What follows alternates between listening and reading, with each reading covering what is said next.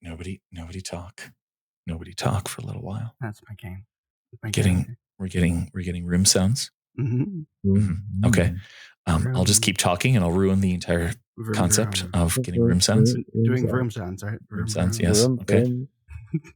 I don't know what this accomplishes, but Ryan's driving a car. He has a room setting.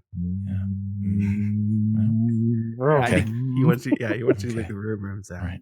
Okay. Does Adobe have a room setting? Is that why you keep asking us to make room sounds? Yes, that's why I'm asking you to make those sounds. Okay. All right. Okay.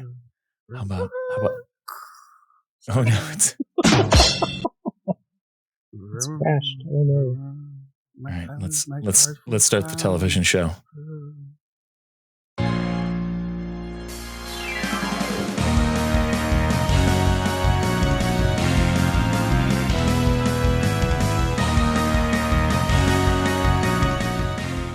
Hey guys, welcome to our new YouTube channel. This is what's going on. We're going to eat all the churros at every single park around the world. All the churros all at once. We're going to shove them in our mouth and we're going to use a shoehorn if we have to. Right here on Scraping This Resort. Scrape that resort. Wow. Wait, I'm not allowed to talk yet. Podcast rules. I'm Chaz, and with me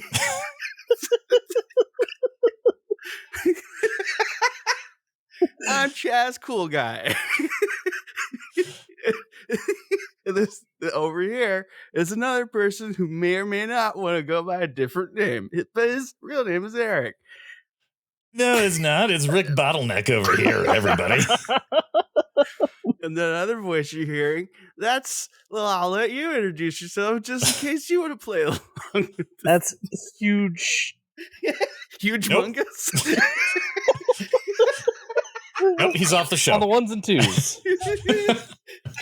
The ones and twos. All right. Well, hey, we're in 2 right now. What do you have to report? Huge.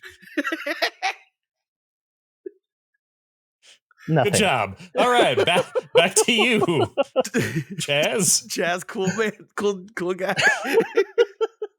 Hello. Don't forget to hit Michael Eisner's here with us too. Did we don't lose worry. the third Michael Eisner? What now? What about?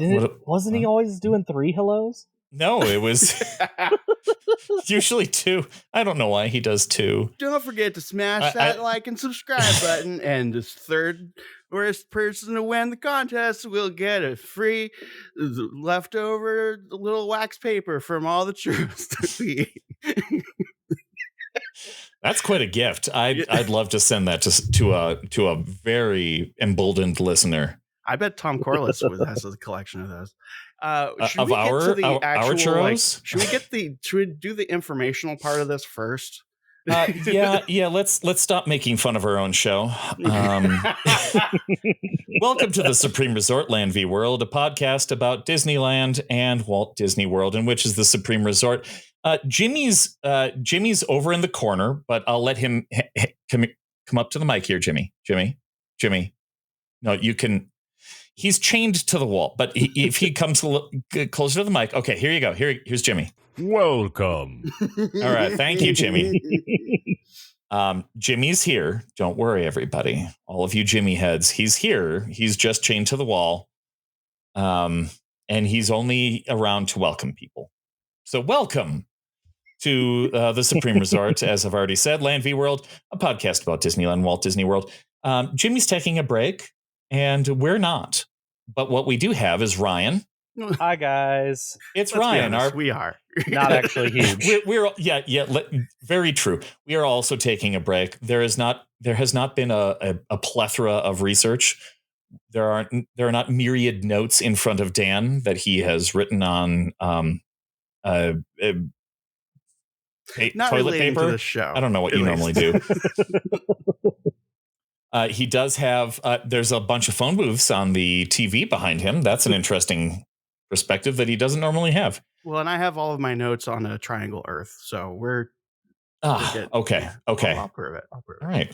Well, here's where we go. This particular episode, we're going to argue which alternative Earth theory is correct. Actually, we should argue. We should put Ryan on the spot and do an argument of which of our episodes of his podcast was better. Because that's what we're here to do. Ultimately, is to tell the listener to go over to Puny Pod and listen to all of their episodes. But, yes, please. And you know what's even better is the super secret show. Oh yeah.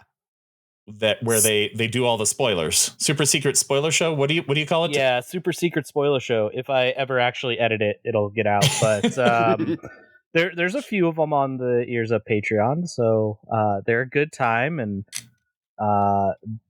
we definitely have a lot of conversation around beards. If beards are your thing, which beards, if you're a podcast listener, Nick Cage's. Yeah. Oh, and Ryan, we haven't even asked you, what is your podcast about? Yes, so Puny Pod, we do Marvel. We were rewatching the Marvel Universe in order, starting from Iron Man. We are up to Thor: Dark World. These two fine gentlemen.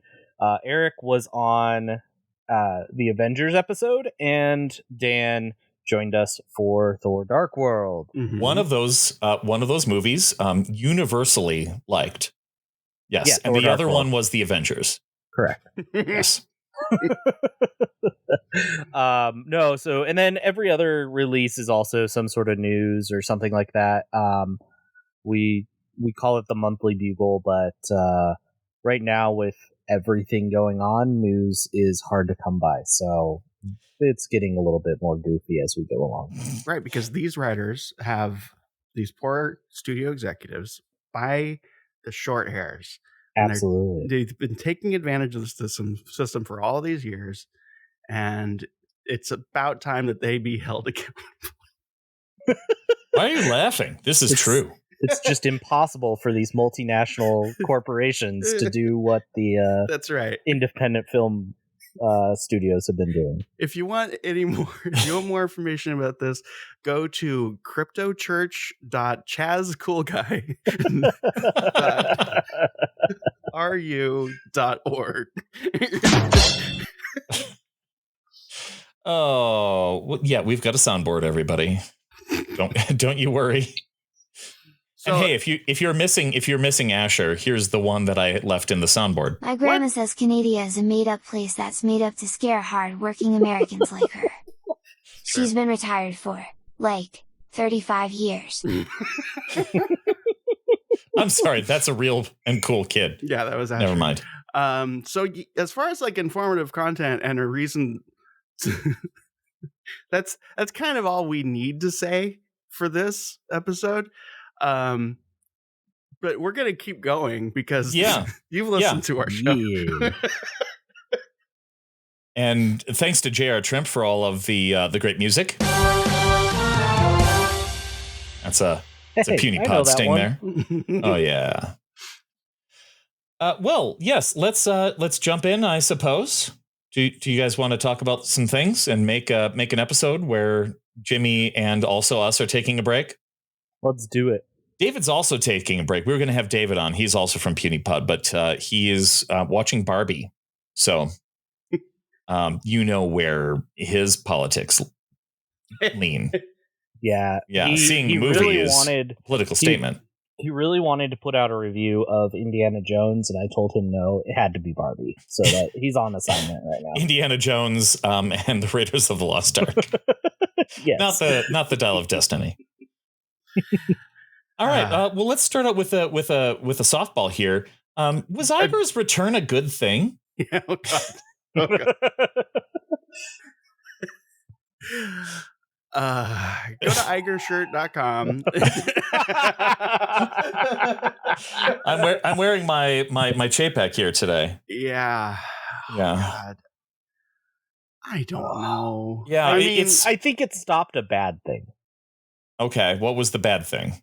Chapek. I do think okay. I think the decisions Chapek was making were bad. I don't know that Iger was the medicine for that ill. Is what I would say. Yeah. And that's the tough part is Chapek was put into a difficult spot and did what he could with things. And sure, it looks it looks kind of bad to have Iger coming back. In some ways, it's great, and in some ways, it's like, okay, so you stepped out because you got the Illuminati memo that a pandemic was coming, and you should probably step away. Don't worry, we'll bring you back. I think is he? I think it's sort of like when there's like a giant flesh wound, right, and like someone's just bleeding profusely, and you don't have time to like. You can't go to the emergency room, or you don't have like the ability or resources to like make a proper tourniquet, but you do have like an old Taco Bell bag in the back seat, and you're like, this will technically stop the bleeding. Yeah, there's like opened mild sauce packets in there that we don't have time to sort out. There's some grease stains on it, but it will at least stop the bleeding. Bob Iger is that Taco Bell bag.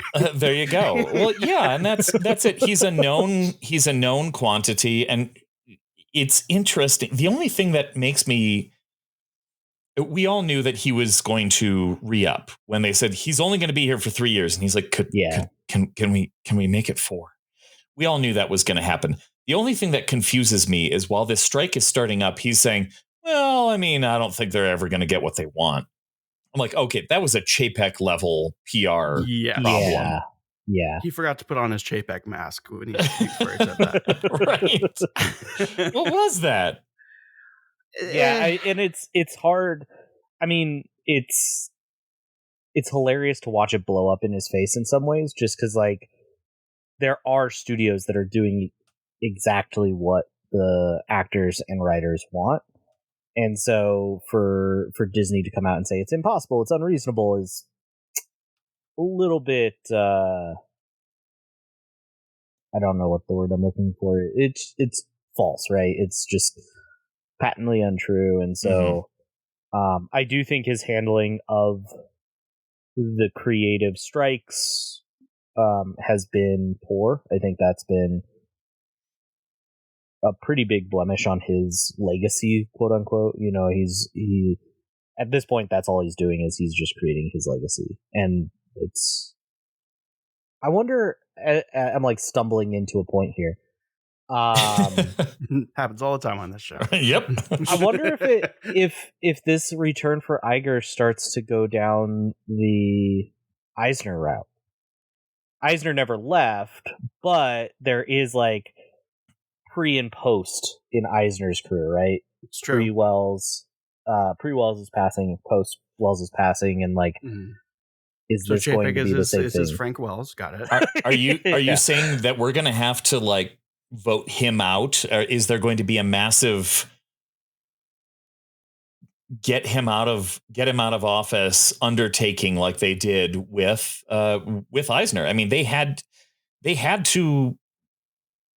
I mean, Roy dethrone him. Yeah, Roy's son organized an effort to bring a bunch of people together, and they all voted no confidence, and the board had to get rid of him at that point because all of the shareholders showed up at a conference and said, we don't want this man in charge anymore.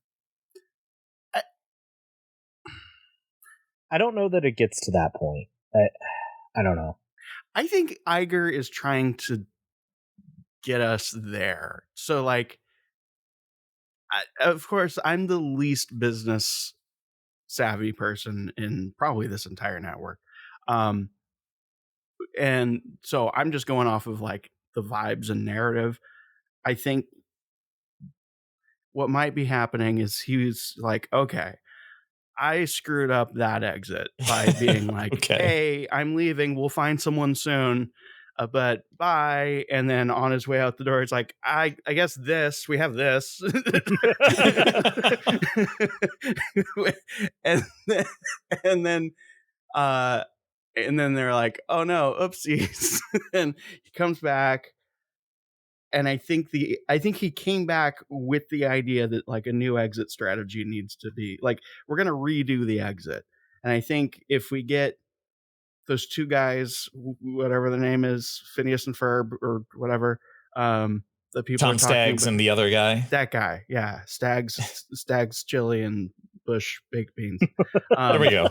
If we, like set them up as like, okay, they're the cool ones. I'm the weird guy. I'm the guy that's kind of ruining the company, kind of in the way, weirdly dressing like a cult leader increasingly, and then like basically get to a point where it's like, are we cool if I leave? And everyone's like, yeah, go, bye, leave. We want them. But I think he's not. I think he/the company learned that handing a giant problem, aka COVID, aka human COVID, known as little Rhonda. Oh gosh. Little Rhonda. I think it would be a bad idea to do a shift in leadership while those things are happening. I think it's a little, maybe once little Rhonda is voted out, his political career is no longer sustainable. Then so weird conspiracy, like let's go for it. I got my triangle Earth charts ready. Iger is Iger signing on because does his new contract coincide with the end of Little Rhonda's gubernatorial run? Are you saying he's not going to be our president? No. But like, is Iger setting himself up at this point? Does he see the opportunity to make a play in politics, particularly in Florida? Oh, that would be so awesome. Oh, that's so interesting. I mean, he's dabbled with politics so much over the last few years, and then he kind of bowed out. Yeah, for a little bit there. He got very quiet, even as he was criticizing early on during the COVID years, and then Biden got elected, and he's like, "Okay, I'm out. Don't worry about it." And he hasn't really made a play since then. I don't know. Dan's more plugged into that sort of scene than I am. I think in terms of president, gruesome Gavin Newsom, who I like. I just like calling him that. He's probably more set up and in line to be ready to say, like, "Are you serious? We cannot have Kamala Harris being the front runner." I think Gavin Newsom is. I'm putting those two people in next to each other in my mind, and it's like Newsom is the more politically electable version of that same person. Okay. Senator Bob Iger? I don't know. I don't think so.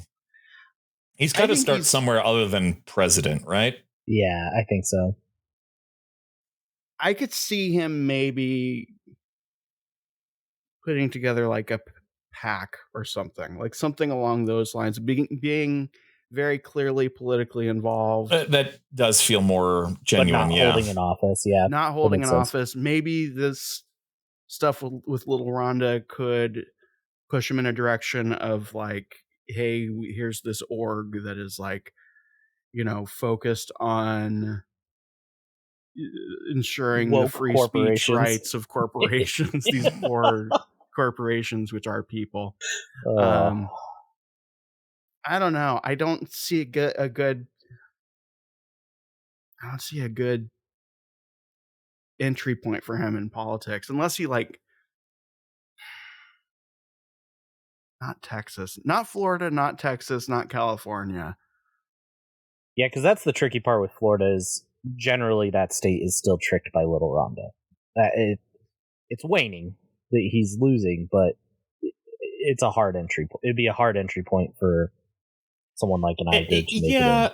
but I mean that little core of liberalism is literally that. It's a tiny core in the center of the state. The rest of the state isn't all that interested, from what I've seen. I'm gonna make a little correction there. I don't see Florida as being traditionally liberal in any sense of the word, but definitely a populist left.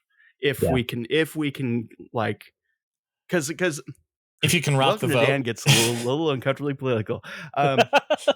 One of the issues that wait, I don't have a song for this. One of the issues that at least I feel exist is that a lot of people on the right, on the populist right, and a lot of people on the populist left are identifying very similar problems, but the solutions are almost diametrically opposed. Because on one hand, and just to have a sprinkling of non-politicalization here, on one hand, it's, these are the problems that you face, and these are the material conditions that you are living through, which are actual problems. And it's because those people are doing it to you, and those people happen to be, immigrants or trans people or whatever the villain of the week is, right? And then on the other side, it's okay, here are some issues, and by the way, it's all built into this entire class structure that we are all a part of. So what if we looked at that? And by the way, you can still have your nice things. We just want to identify that, But Dan, what if my nice thing is Splash Mountain? Well, then, well,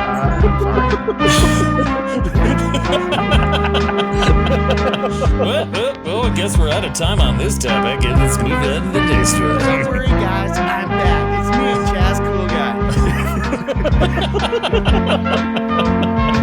The establishment is like the best thing ever. Buy Ferrari. How else would it get established if it wasn't an establishment? Oh my This segment goodness. is brought to you by the new self-help book by Andrew Tate, What Color Is Your Bugatti? All right, let's get some verses into here. Here's a question for everybody in the gallery, both of you. What ride or attraction would be the best and or worst? Let's start with the best. What's the best cast member job if you're on an attraction? Daniel, Chaz, start us out. Okay, it's me, Chaz, cool guy.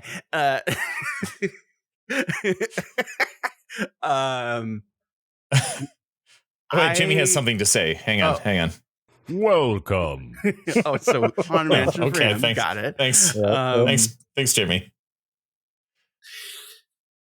Can I give two answers for best? Yeah, go for it. Okay. Go for it. If you're right, I'll give you a point. Okay.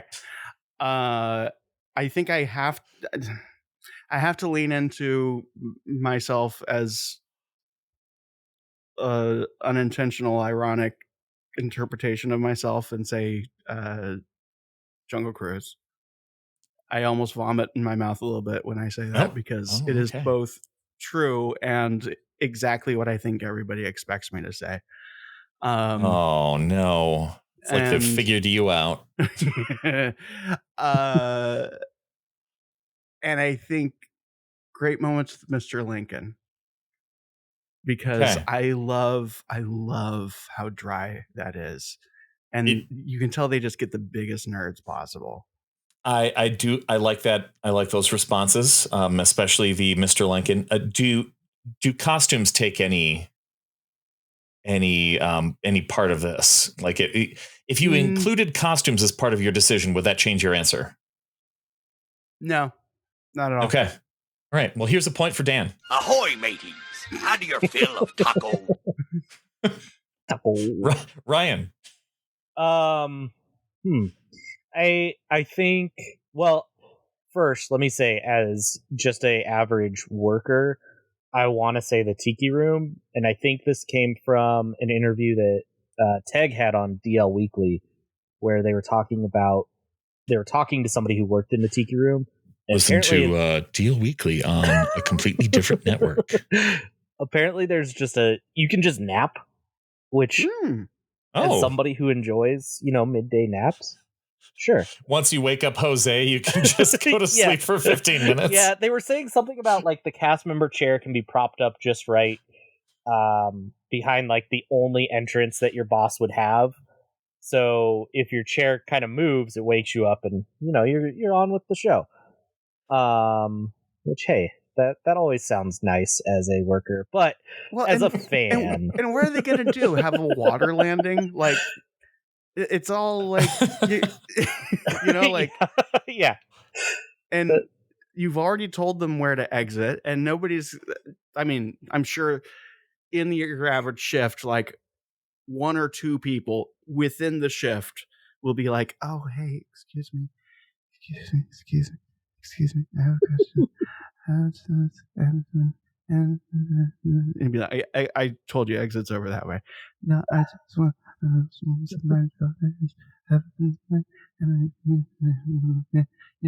yeah, it's still over there.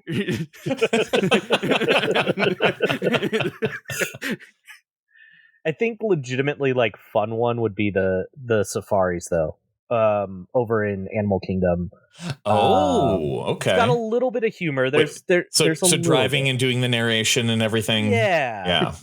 There's a little bit of humor in that script, not like Jungle Cruise level of cringe humor or anything like that. Ever since they dropped the whole the poaching environmental thing. Okay.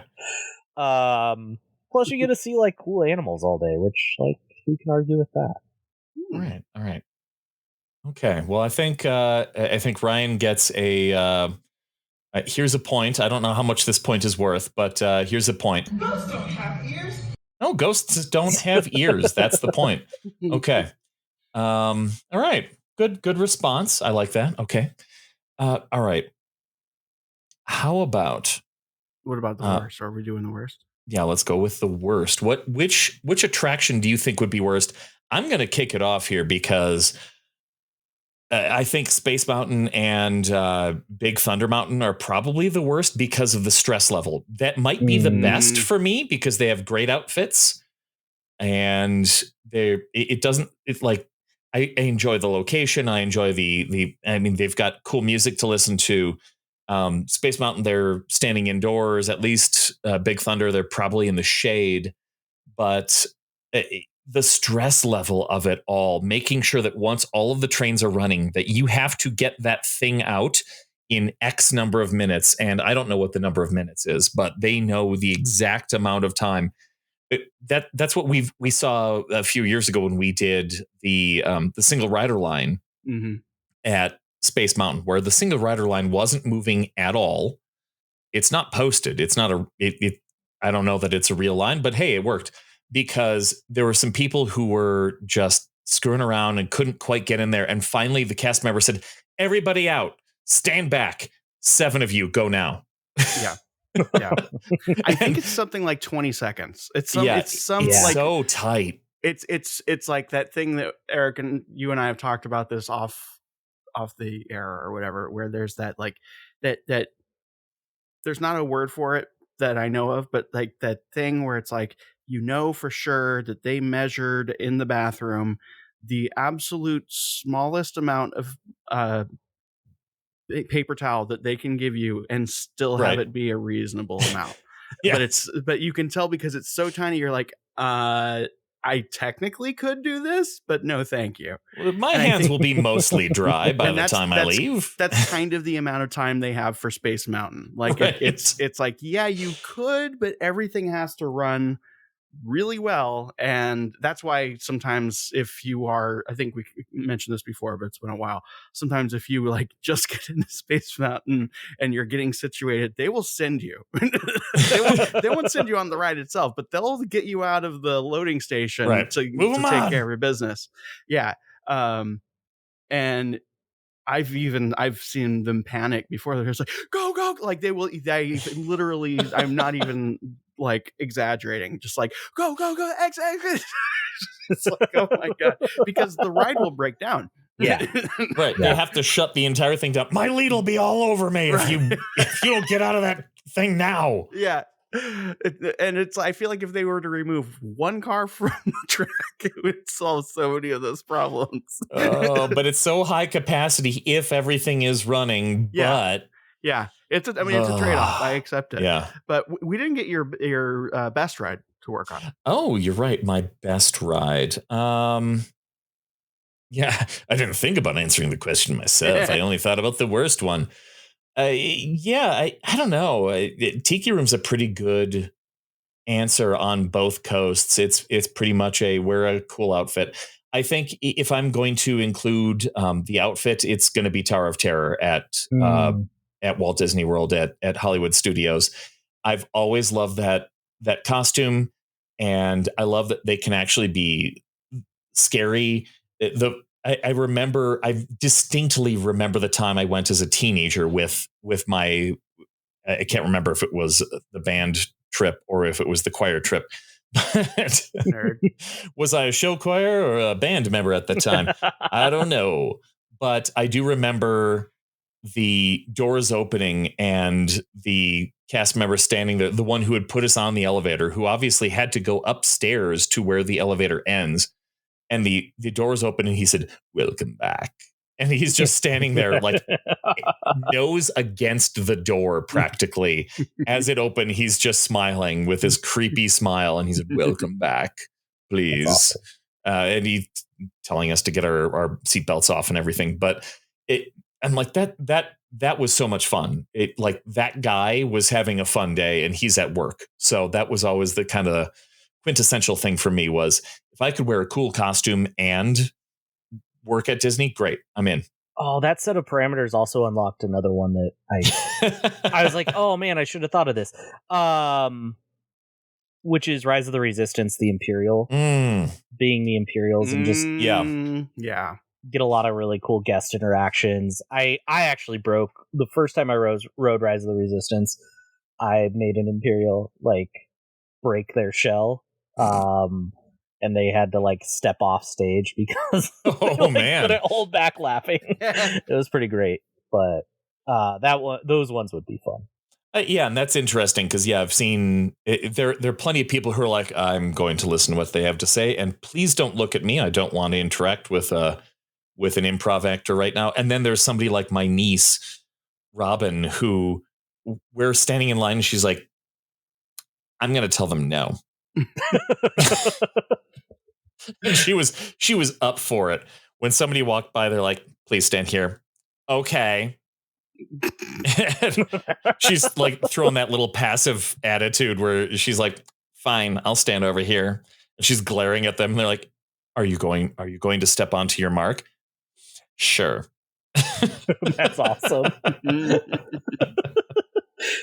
I think I've said it before on the show that like, and Eric, I know you've witnessed this. I really enjoy playing the overeager, overly pleasant, like clueless that any harm is upon me. Just oh, thank you.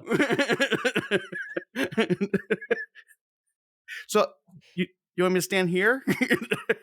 Okay, thanks. How's your day? Are we going to be interrogated with one of those probe droids? Okay, I'm in. Cool. Or so they'll be like, I have a shellfish allergy. I don't know if that like means anything. I've got a 245 at Blue Bayou. Just letting you know. Or just be like, ooh, busy day for the Empire, huh? Are we for real in space? Because I'm double parked. Yeah. All right. Worst attractions to work at as a CM. Canoes. Canoe? Oh, really? And not so much because of the physical activity, because like I could totally do it. Oh yeah. Look at his biceps, everybody. But I think it would just drive me crazy. So many people, either before, after, or during the ride, being like, do I really have to, like, we told you several times. We held up the paddle. We said, you will be doing this. Clearly it's a canoe. You know what a canoe is. Why are you here if you're going to, I don't even care if you're like not going to paddle. Like, just don't complain about, you saw what it was. You saw it when you were over by Thunder Mountain. You came here from there. You saw what it was. You got in the line. You watched people get on the thing. You heard us tell them what it was. And now you're still complaining. You're not allowed to be here anymore. I'm going to throw you in the water and you have to drink it. They're like, Chaz, that's the third person you've thrown overboard this week. Chaz. I'm sorry if your name is Chaz, but come on. All right. Well, Chaz gets a point for that one. Here. To the listener, I'm just going through our folder full of sounds, and I don't know Also, why to this the is so listener, entertaining to me. Tell you. Just if you're still listening and you're like, when are they going to start arguing about this ride? We told you. Go listen to Puny Pod. We all took the week off. We all took the week off. Pod if you want content. I suspect Eric's episode is going to be a little bit more coherent than mine, but I'm not sure. It's certainly longer than yours. You know the show. I don't know that it's going to be longer. Oh, no. Truth be told. Oh, no. I can't wait for Dan's. I've been waiting so long for this. Yeah, Dan. Ever since you launched this show, I've been waiting for Dan to talk about Thor 2. It's a good time. It is a good time. And it may be our longest episode to date. After I said in our group text, this one shouldn't be too long. Ryan, worst attraction to be the CM of. I think if you pull it off, you might hear Huelhauser. Ooh, Huelhauser. That's the incentive. When the house around. The worst one. I was gonna say Pirates, but I don't have the only reason for Pirates would be the repetitive soundtrack. I'm gonna go though. That was coming out of my mouth, I realized the better one, which is Autopia. The fumes, the noise, the outside of it all. Yeah. I love those things as a fan. Yo, soy bird. I love those things as a fan. Like, I like the diesel fumes. I like the sound of the like motors. But I also think standing there for 8 hours in the sun, having all of that happening around me, that would be pretty awful. And their costumes aren't that cool. Like, they're a little bit futury, but they're gray. Yeah. As soon as you said that answer, I immediately had this weird, like, almost full, and I'm not even joking here, almost full on sense memory of the feeling of what it felt like to work at Chuck E. Cheese, which is the worst place that I've ever worked. And I think you win this round because that's got everything unpleasant. Oh, and I'm now fair. Thinking about the like guest interactions too. The like, why can't my kid drive?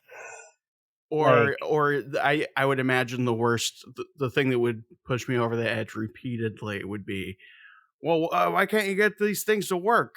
I waited X amount of time. I spent X amount of money. And the guy's wearing like a I know t-shirt, by the way. And it's like, hey, you would think with all the money and like everything in me would want to be like, let me tell you about Bill Burr. Or Bob Gurr or whatever. I always get the former AG completely ruined my ability to remember that man's name. Let me tell you about how these things were made and how long they've been here.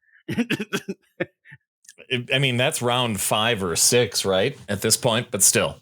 Yeah. All right. I think that deserves a Huel. Hi, I'm Huel Hauser. Yes. The only one that's worth more points is Eisner. So let's continue here. Let's see. If you had to introduce a rewards system for loyal park guests, what would you do? Ooh, I have a good one for this. Oh, okay. You Go saying for it. this- You go first. I'm gonna jump in. Yeah. So I think you tier out the rides and you get a point per ride, but attraction, not ride. He's already out. He called him rides. But the lowest tier is worth the most points. And so you just have all the loyal fans riding Casey Jr. on repeat, just over and over and over again. Maybe Gadget's Go Coaster. But yeah, and so you and then I don't know, you get a cookie when you get enough points or something. Cookie or a pin, because we're the Disney company and those are the two things we know how to give away. How about a button, not a pin? Yeah, a button, not a pin. Yeah. Thank you. You get a button and a cookie, and so you're saying that the incentive here is to prove how loyal a fan you are by riding all of the worst rides. Exactly. I mean, you could get there by riding Rise of the Resistance, but it's only going to be worth 1 point, and you got to get 10,000 points to get there. And I shouldn't say worst. All the ones that we as super fans are considering to be the best and most historic and Walt sneezed near it attractions. Case Jr.'s a great ride. I've been on it once. I did it. I still haven't been on Columbia. Good. Never. It's the only one over there I haven't done. Loyalty. I think a loyalty program should, first of all, not include annual pass holders. Do I feel an episode of Very Annual Pass holders coming on? Oh gosh, I forgot about that one. Our one episode. I think it shouldn't. Yeah, I don't think it should include annual pass holders because, I mean, as much as I want the free things and the cool things, they're kind of keeping us in our place right now, which is what they should be doing. But if I think it should apply to people like I have a friend who really should have a pass because of the amount of times that they went in a year, and looking back, they're like, I should have gotten that pass. Maybe if you go a certain number of times that would have warranted getting an annual pass, and some nerd somewhere in an office can figure out those numbers, maybe retroactively offer a discount on a pass going for a minor 10% or whatever, something that is still significant on a pass going forward. Or and you could tie that all into the app because they're making you use the app anyway. And maybe on the super high end, you can have I don't love SeaWorld, but I like that they have these little extra experiences you can have. Maybe, if you reach a certain number of points that, again, that's on the high end, they'll let you touch Lincoln. Yeah, you can kiss Lincoln on the cheek or something, or maybe drive one of the Main Street vehicles in a controlled setting or something, or I don't know. You get to be the mermaid in the submarine lagoon. Yeah, they bring that back for a day, and they're like, "Hi guys, it's me, Chaz. I'm here. I'm the mermaid." I mean, someone can come up with a better, more clear idea of what that, even something along the lines of hey, we'll get you to, you'll be the one person to drive the Mark Twain that's not a random selection for the day. These little, just tiny things where it's yeah, pick one. But again, at the high end of points. So it's not just 100 people every day doing these things. It's 5, There are a lot of storied experiences around the Disney parks that they're inaccessible by virtue of their randomness. Whether it's eating in like you mentioned a bunch of them. And so I do think like some sort of way to unlock those would actually legitimately be really cool, where like you don't have to just hope that your one trip a year is the one where you get to drive the Mark Twain, or you get to sit in the lamplight special office room, those sort of things. Yeah, I think those would be really cool little rewards. Yeah, I like that idea of building up something and offering it to people who aren't necessarily annual pass holders, people who go a couple times a year. That's one of those things. It's like getting the, sub card that okay, well, I don't go to this place that often, but hey, if I get 10, then I get another one free. So I guess maybe I'll go back again. You don't necessarily offer it to the people that are there every day because, well, I guess you got to come up with something for them other than, hey, you get to come here every day because you live down the street. But I like the idea of having some of those limited things, like saying, I'm going to schedule the next time I'm there. All right, it's October 12th at 3:30 p.m. I get to ride the Lily Bell. Yeah. Like we get onto the special train car, or we get to do something different. Like Dan said, I get to drive the horseless carriage for 13 feet. I think they did some of that in, was it the 25th anniversary where they did the Year of 1,000 Wishes or whatever, and like there was the big, like, as you checked in for the day you could potentially win something like that. And I think something like that's really cool, and I think that's something that Disney's missing right now, is that like there is hitting that mid tier between the annual pass holders who are there every weekend and the family who's going, once in a lifetime type of trip. I'll put myself in that tier, right? I'm kind of in that tier where we go once, maybe twice a year. And so there's definitely, I mean, I'm not stopping going, so obviously they still have my money, but I think there's space to grow out that tier a little bit. Yeah, and I think you could maybe earn points over a very long period of time. So it's not just like you have to, so there's no like, I got to get, 500 points in a year. More just like, hey, if you're the type of person that comes very, frequently enough, but for whatever reason, you're not getting an annual pass, in a couple years, maybe 5, could be, it won't be immediate, but like, well, at some point you'll get a notification that like, hey, you unlocked this tier of experience or whatever. You unlock the tier where you get your own podcast. Right. And for that, you just join Jason's OnlyFans. There we go. Let's see. That brings up a different question. So Ryan mentioned the Year of a Million Dreams. I have a story from that year that I don't think I've told on this podcast or any other. Was anyone else affected by a major Disney thing? Because Year of a Million Dreams was 2 years long and had all sorts of stuff going on. There were also, like Ryan mentioned, that there were other promotions heading into Disneyland in particular with the whatever guest of the day got a car, and they gave away a car a day, and they gave away park tickets and all these other things. Have either of you ever gotten something as a prize at a Disney park?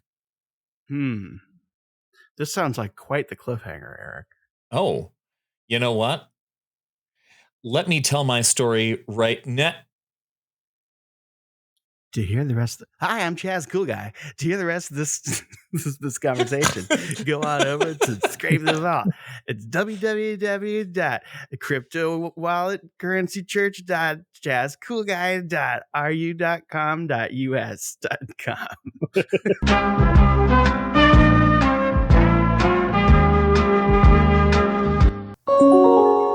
Your attention, please.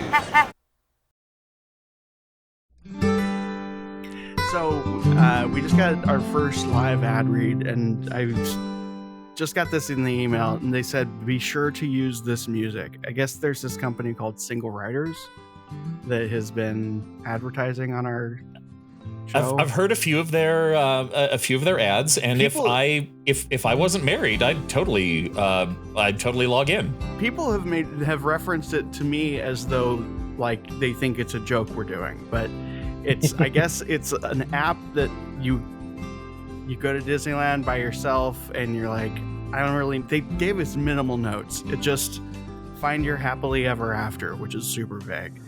And I think they're doing, I'm not sure, but I think they're doing a promo code to commemorate 9/11, which is weird to me. Yeah, I mean, interesting. I think. Okay, sure. All right, very patriotic. It's never always forget. Remember, never forget. Which, just my feedback. That's the promo code. It's a really long promo code, and it doesn't say what you get from it. I don't know. So 10% off, 5% off. What? The email address is from a Russian domain. I mean, there are advertisers. So okay, check. Yeah, hey, I don't know. They're I don't know if you go to the Apple store or the Droid. If you're, They're very vague.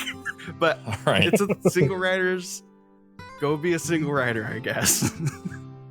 Do they have like a punchline or a little bit of copy that they want us to read? I mean, they wanted the live read. That's all I saw is they paid for a live read. And I think that's what we gave them. It's just, please, it just says, please promote our app on show. On show. Okay. On show. Hey, we did it. I mean, and then Cha-ching! Yeah. So thanks. I don't even Riders. know if you go to Single Riders. I don't know if it's a website or I don't know what it is. But people seem to think it's us, and I just want to clarify, it's Single Riders. I don't know what it is, but hey, if that's how you want to, I mean, I feel like it's a little bit of a hashtag cash grab, but whatever. My fear is that someone will hear about it and think, hey, that's a really good idea, and this thing will actually exist. Oh, no. That's the worst. Because as if this company actually existed. Because it shouldn't. Just because it's a cute name. It shouldn't. But we got paid 16 ruples. Ruples, by the way. I don't know what currency that is. I think that's from Legend of Zelda. No, that's rupees. Oh, rupees. But 16 of them are in your account now, Dan. So Single Riders, if it is a real thing, go get it. And if it's not, please don't make it a real thing. Well, that coincided perfectly with the timing of the song. So thank you, everybody, for listening.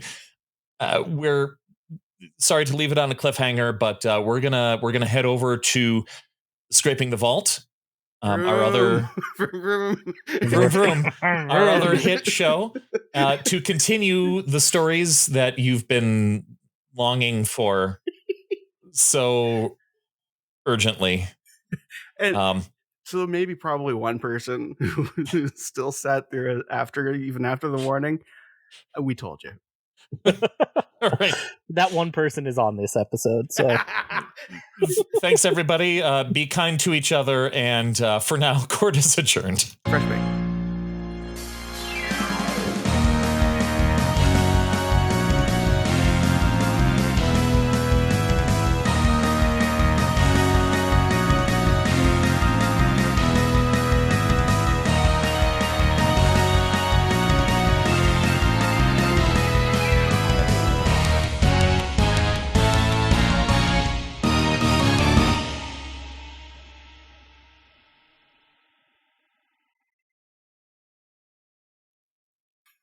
I can just imagine someone like, ooh, it's a short episode. Let's see. Fuck. No, they actually wrapped it up in less than an hour. I can't wait. This is the best episode to share with my friends and family. The barrier to entry is so low. I'm intrigued by this. Should we put a clickbaity title on this? Like, we The finally case settle of- it. That's it. It's the case of Disneyland versus Walt Disney World. We finally did it. The show's over, everybody. All right.